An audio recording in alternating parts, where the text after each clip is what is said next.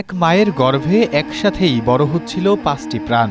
স্বজনদের চোখে তখন এক স্বপ্নের জলছাপ, কিন্তু নিয়তির অদ্ভুত খেলাই সেই বাঁধ ভাঙা আনন্দের মুহূর্তটি রূপ নিল এক হৃদয় বিদারক বিষাদে।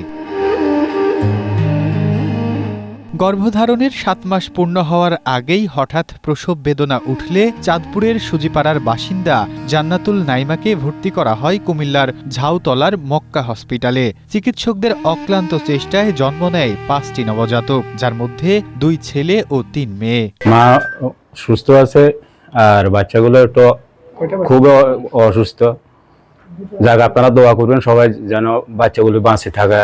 অপরিণত বয়স আর অতিমাত্রায় কম ওজন নিয়ে জন্ম নেওয়ায় পৃথিবীর আলো দেখার পরপরই ২টি ফুটফুটে নবজাতক চলে যায় না ফেরার দেশে।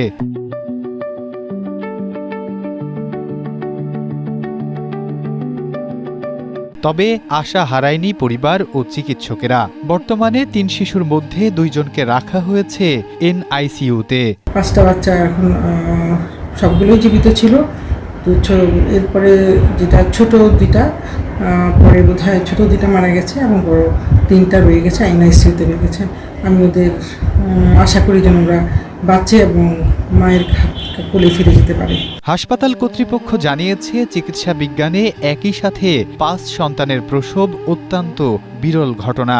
মা ও জীবিত ৩ শিশুর জীবন রক্ষায় গঠন করা হয়েছে বিশেষ মেডিকেল টিম।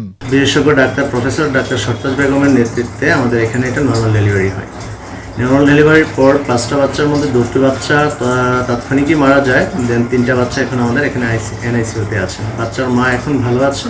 সন্তান হারানোর তীব্র হাহাকার আর বাকিদের বুকে জড়িয়ে বাঁচার আকুল আকুতি, দুইয়ের মাঝখানে দাঁড়িয়ে এখন এই পরিবার।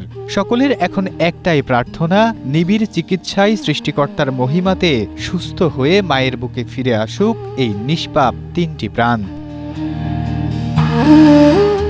Desk report, Asia post.